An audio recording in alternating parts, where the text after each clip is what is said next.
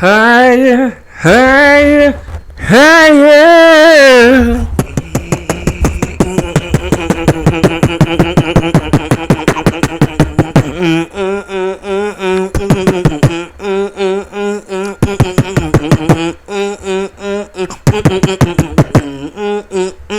Let's take it. Let's take it. Let's take it. Let's take it. We gon'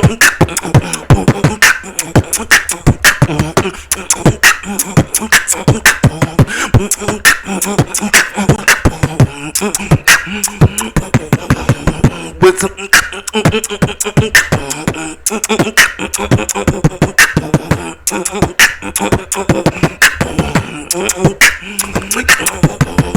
we going higher on the case for we going higher on the case for we're gonna get it elevated to the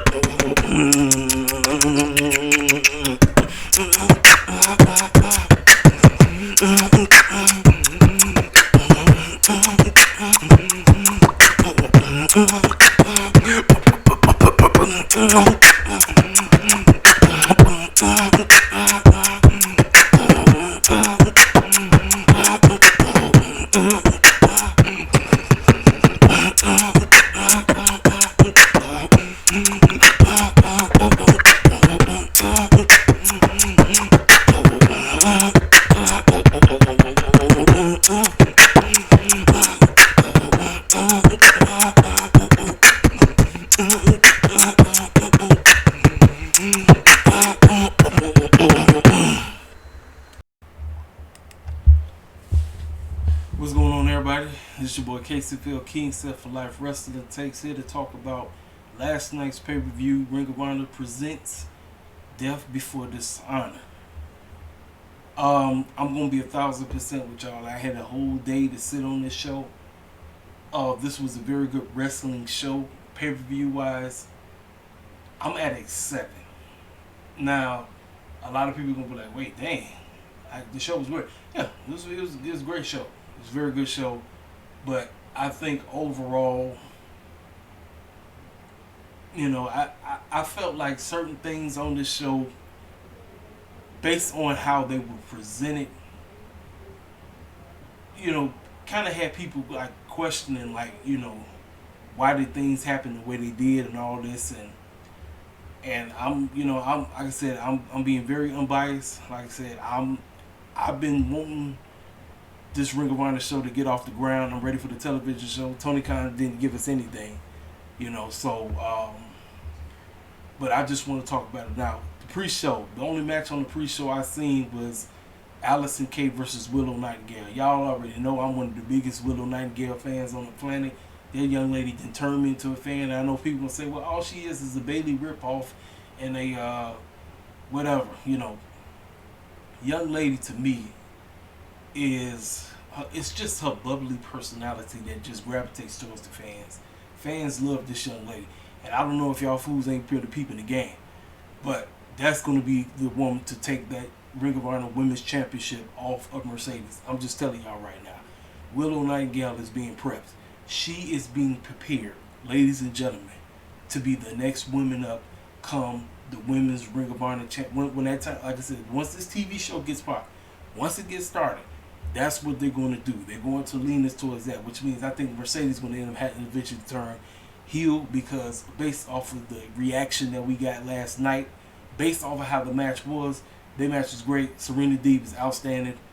But just based off of that, I believe once it comes down to it, she will play the heel and Willow will be the babyface, But Willow and Allison K had a pretty solid match. The young lady did what she had to do to get the victory. She won. Everybody was happy. Everybody was going crazy. She got it. So that's the one match I seen. I didn't see nothing else.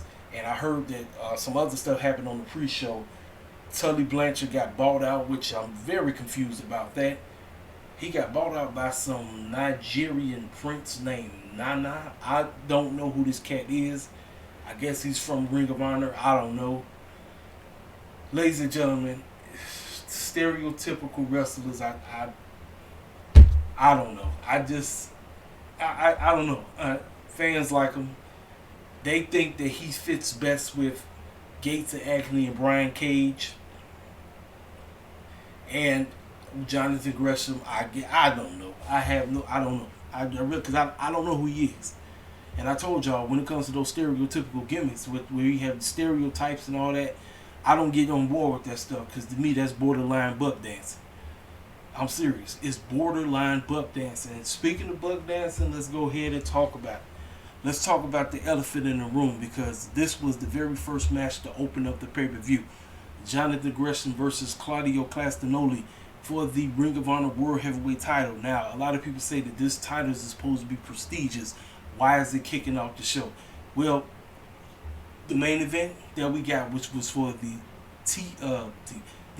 Ring of Honor Tag Team titles, wasn't nobody gonna follow that match. Just wasn't nobody gonna be able to follow that match. And Jonathan Gresham has been going on a lot of interviews as of late, and he's been saying that there is a serious double standard when it comes to non-white folk that just wrestle. That's their gimmick. They're just good wrestlers. They have absolutely no gimmick. They just wrestle. And when it comes to somebody like him, oh, he's not over. Oh, he's too short. Oh, this, oh, that. Let me. How many times do I have to talk about this? Because it's always going to be at the forefront, ladies and gentlemen. I don't know how people don't really want to receive it or not. Jonathan Gresham actually canceled his Twitter page. He turned it off. He even turned off his company's Twitter page, Terminus or whatever it's called. I have no idea what's going on. I don't know. I have no idea, but I can tell you this. The man does not want to be dealing with the backlash of fools all up in his mentions, calling him ungrateful, calling him this, calling him that, talk about he's whiny, he's complaining. I'm going to be 1,000% with y'all, man. I was looking forward to this match. I really was. But I felt like we really didn't get anything. And first of all, Jonathan didn't even come out with his usual octopus thing that he does. A lot of people want to know, like, what is his gimmick? Well, he's this octopus, Pirates of the Caribbean type of cat. Like, that's what his gimmick is. But for some reason, it doesn't gravitate towards the main audience or the big audience. So you had to put a title on somebody like Claudio Castinoli. That's what they say, right? I'm very mixed on this. I was happy for this match, and I knew that Claudio was going over. I said he was going over. But now with the situation that's popped off and everything, is now I'm feeling kind of bad for Jonathan Gresham. And it's like, I hate stuff like this. It seems like I hate it, because it seems like anytime when it's our turn to put somebody that's not black over, it seems like everybody always got a problem, you know, and that's not the case. It's not the fact that we get upset because we got to put over somebody that's not black. No, it's about the presentation of how we are when we have that said title. I always talk about the presentation when it's concerning the black wrestlers, because I'm just speaking black wrestlers right now.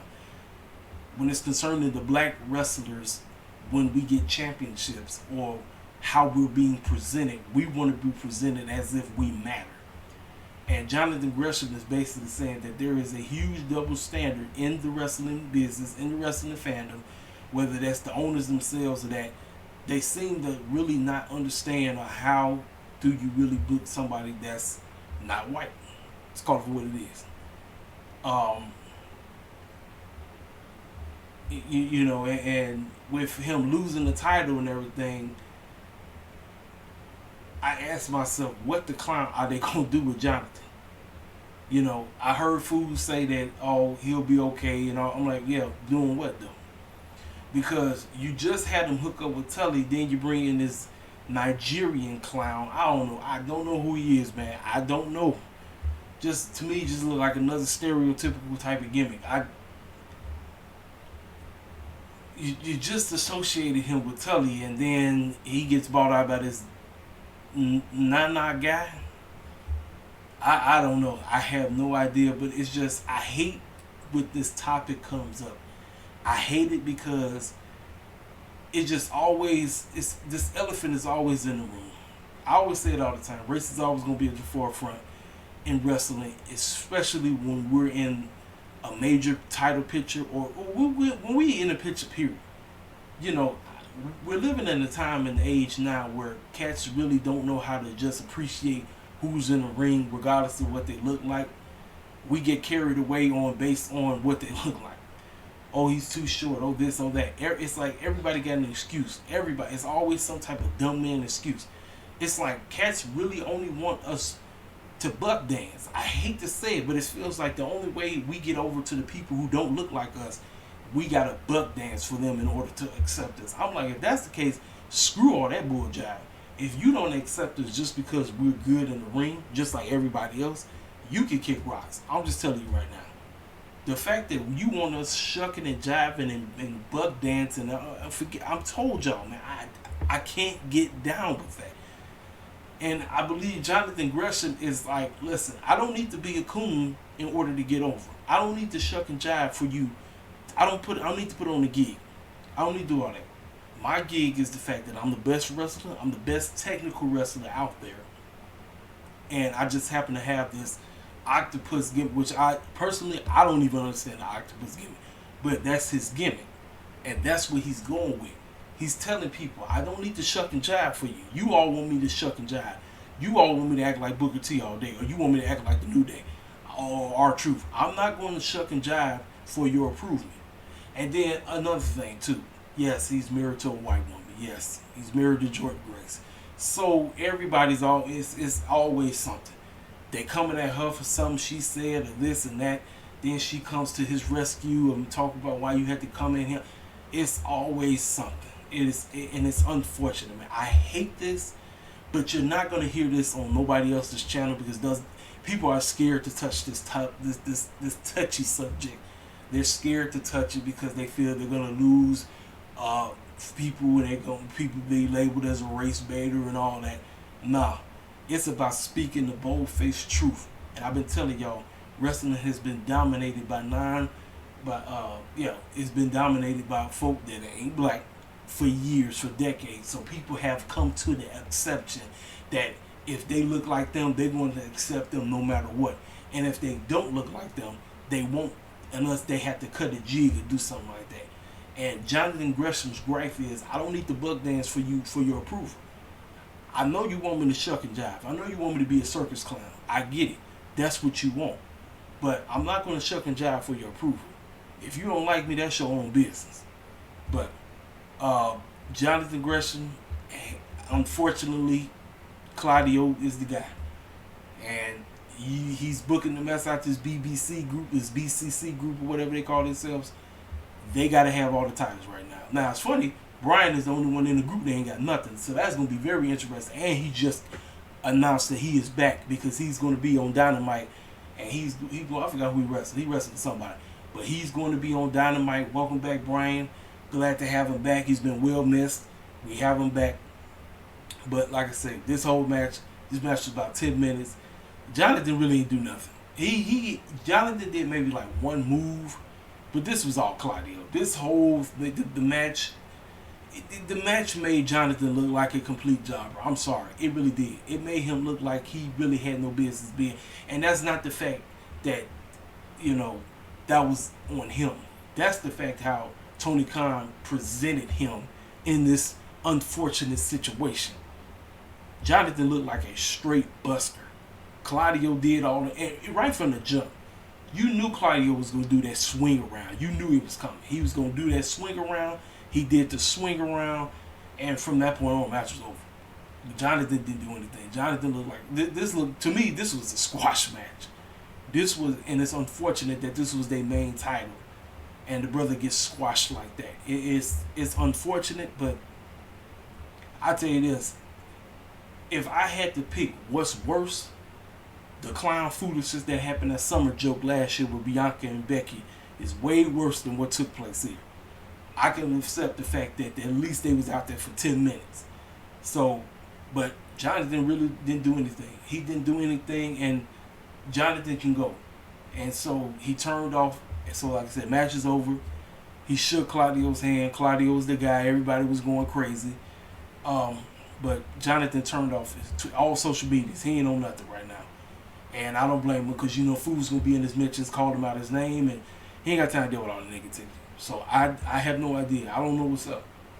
And he mentioned something about him, quote unquote, not talking with Tony Khan. I'm like, bro, I don't know, man. Like I said, man, Tony Khan is, let me tell y'all something. For me, Tony Khan is in a place right now where he really cannot mess up with the talent that I tell. He really can't.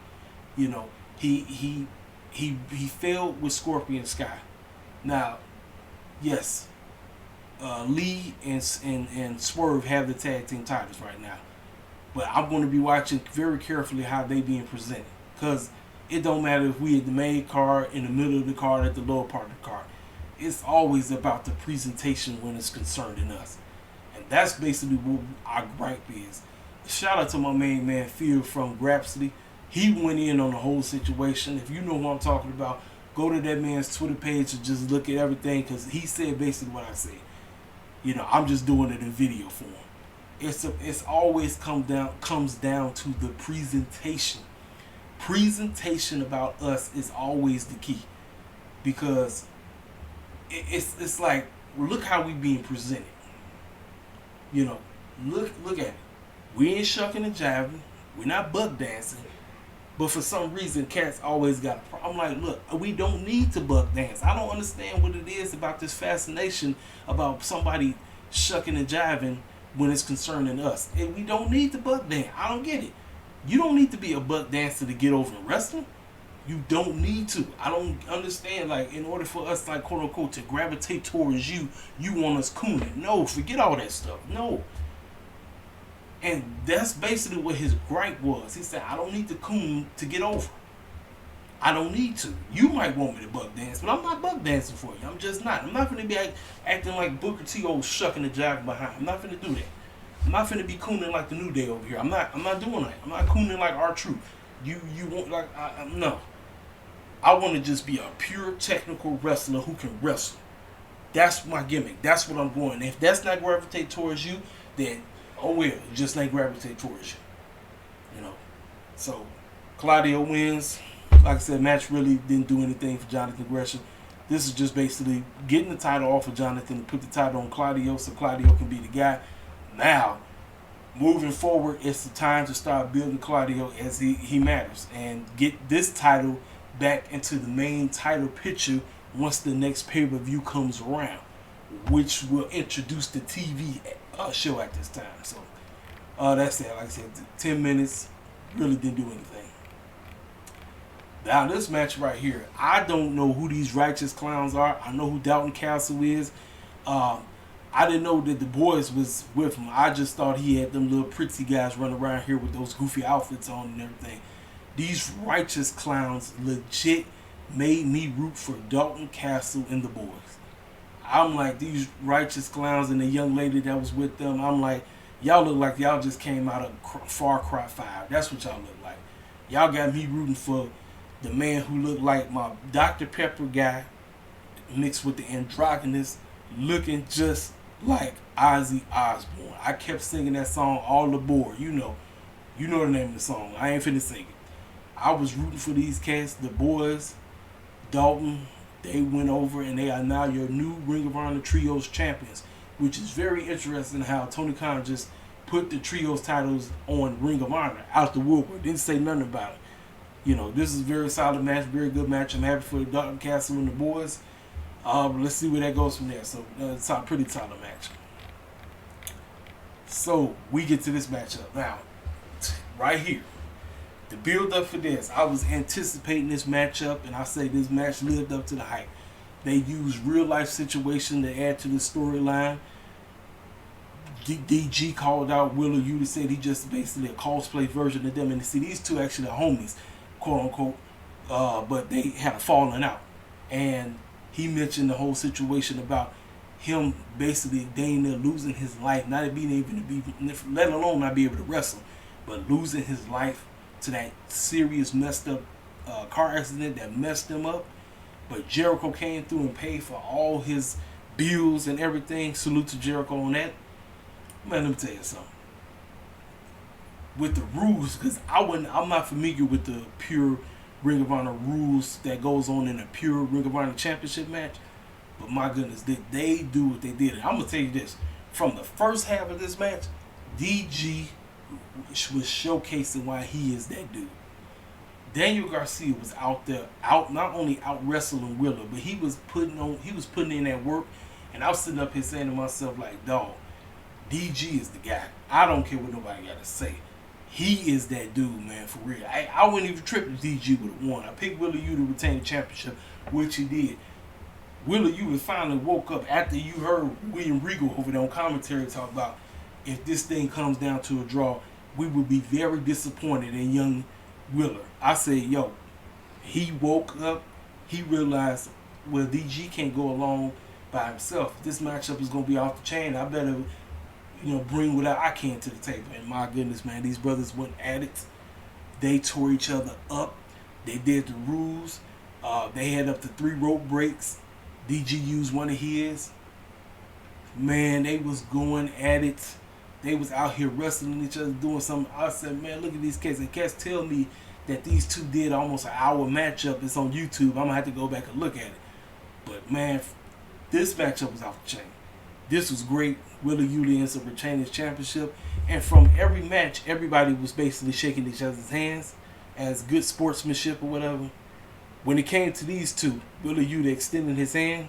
DG flicked him off and walked off.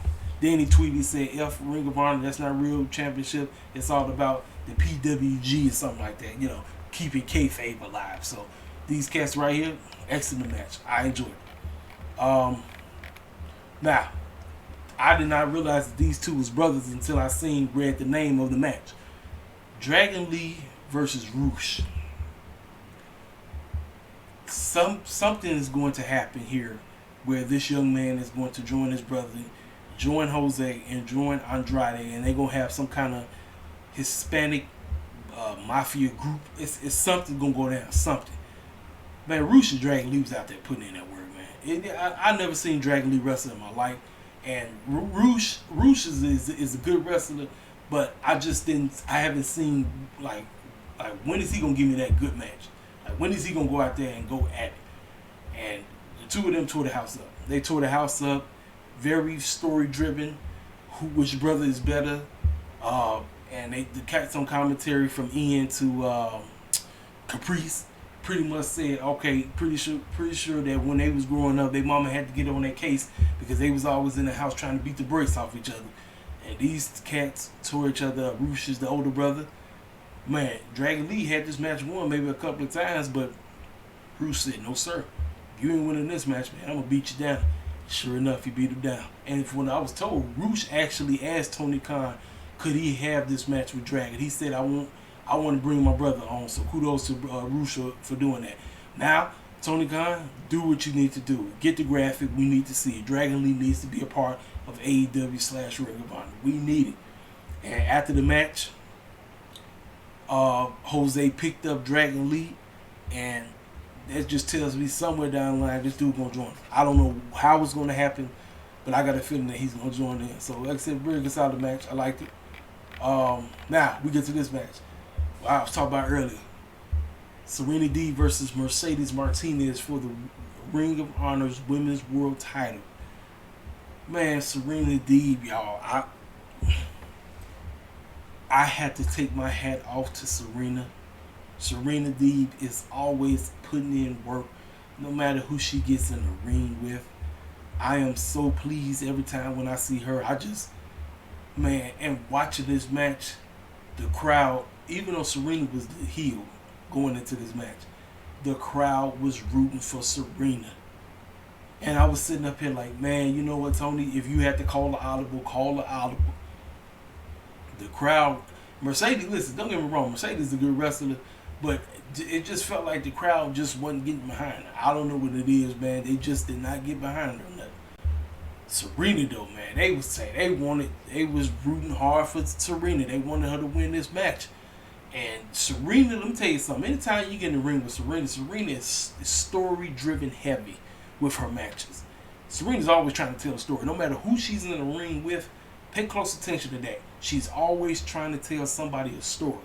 Everything lines up to what she's trying to tell. While she's doing that, she's getting over her opponent.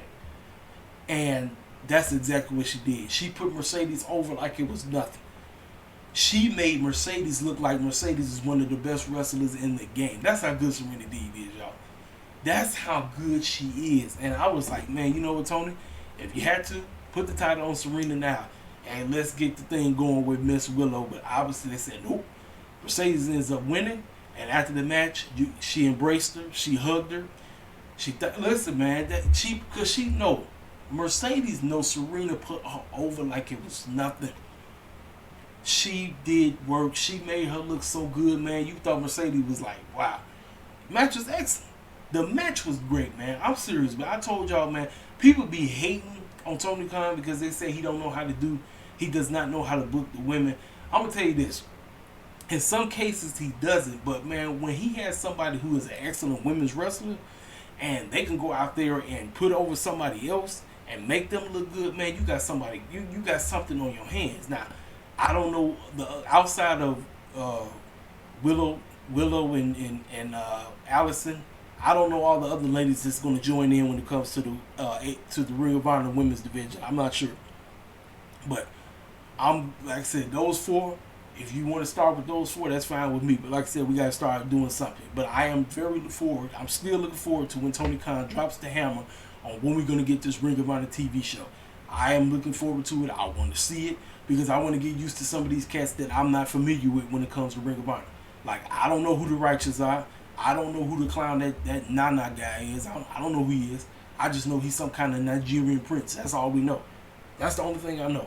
So, but like I said, this is an excellent match. The ladies, they tore each other up. Serena Deeb is that girl, ladies and gentlemen. She is the one. Don't come here to debate me. I'm just telling you the truth. You ain't come here to debate me because I'd say just debate your mama. Serena Deeb is that one. That's all I'm going to say about that. Match is outstanding. Great. Now we get to this matchup. Samoa Joe versus Jay Lethal for the Ring of Honor World Television Championship. Now, Joe been running around here acting like he hurt, playing this injury up. Jay Lethal, Sanjay Dutt, Satnam Singh been running their mouths, talk about how they're going to kill Joe and they're going to do this to him, they're going to do all that. Watching this match back, I just thought about back in the day from TNA days, how these two was hanging together, tearing each other up, doing this, doing that. Matchup was basically a homage to the throwback. It was an homage to TNA days. Boy, Jay Lethal played the hero role perfectly. He played the hero role perfectly. And Satnam Singh dang near got kicked out. He was trying to do a little something, and my referee dude, he said, "Get your behind up out of here." That audience went crazy. He was like, what? Oh, man, that's bullcrap, man. That's bullcrap. He got his behind kicked out. Right on. So, with them clowning, here comes Sanjay Dutt coming out with a pole. Referee paying attention. Jay Lethal had some kind of weapon, and he ended up, no. He had the television championship.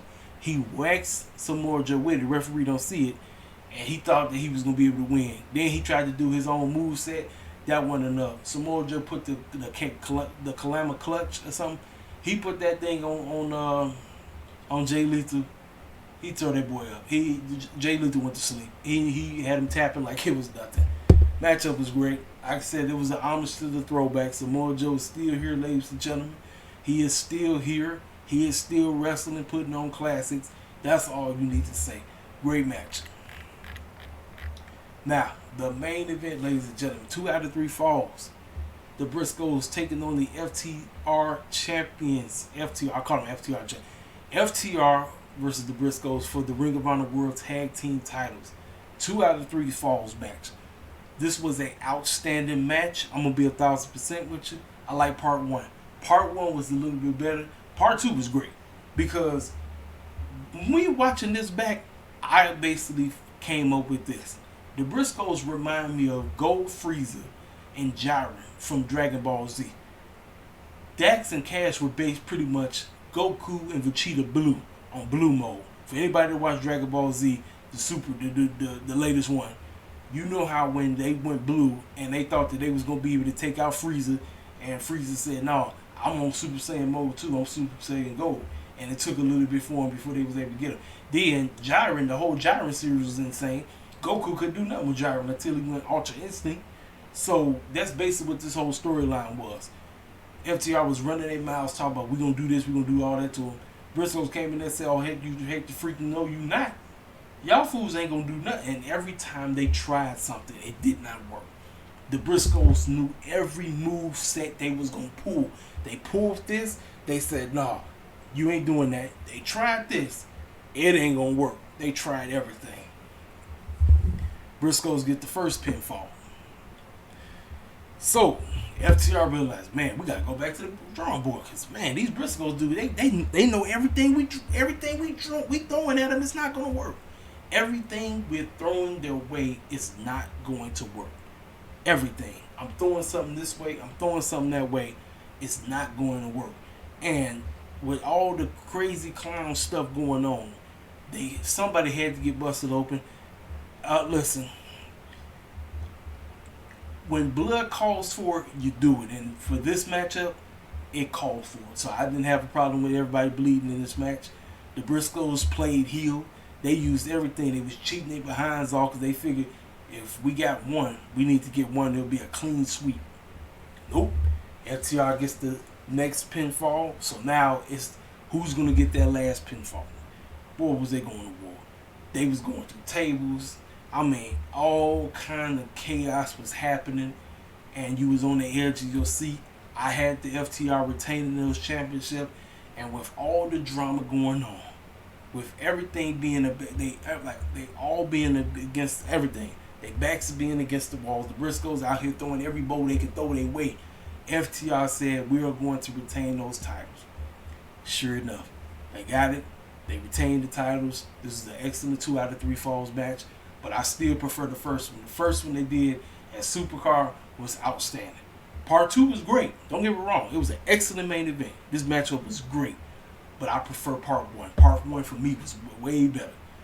So after the match, they called them back in. They shook up. They embraced. Dax and Cash got on the mic and said, they call us a supermark all you want, but they love this stuff. They love professional wrestling. And they greeted the fans, and that's how the show went off. And now after that, before the show went off, William Regal, Willa Yuta, and the new Ring of Honor World Heavyweight Champion walked out, and they looked at each other. They held each other's championships up.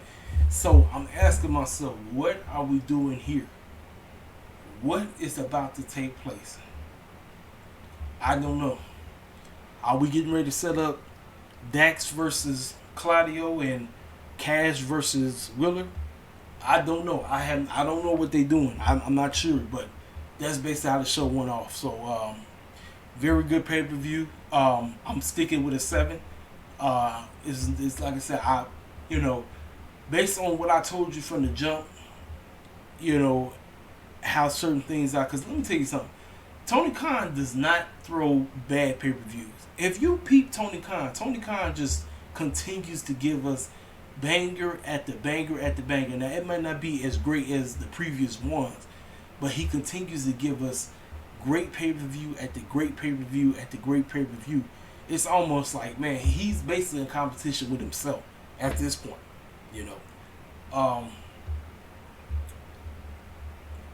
Let's see. All we can do is just see. I'm very interested in what Johnny Degression's next moves are going to be.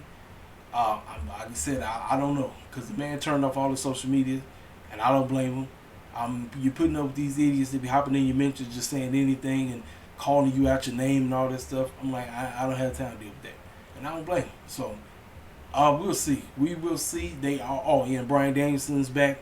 They pretty much gave us a lowdown of Fight for the Fallen. Fight for the Fallen was looking like a pretty stacked show on Wednesday night. They told you to tune into the show. Ian and Caprice did a great job on commentary. The show is, like I said, we don't know. We have no idea when the Ring of Honor TV show, because that's what I thought. I thought that this pay-per-view was going to introduce us to Ring of Honor television to get us anticipated for the new TV show that's getting ready to get started. That's what I thought, but we didn't get it. So ladies and gentlemen, that is my honest take. I wouldn't be shocked if I get. Now it's funny to say, as late, outside of my Vince McMahon video, I haven't really been getting too much feedback. I want to know how you feel about everything I do. Give it to me straight with no chaser. Don't disrespect me in the comment section. Just come at me in a respectful manner. If you disagree with anything I say, do it in a respectful manner. Hit the comment section up. If you're new to the channel, feel free to subscribe. We only getting started, ladies and gentlemen. This is your boy Casey King Self Life Wrestling Takes. I'll talk to you cats on Wednesday night. I'll let your boy.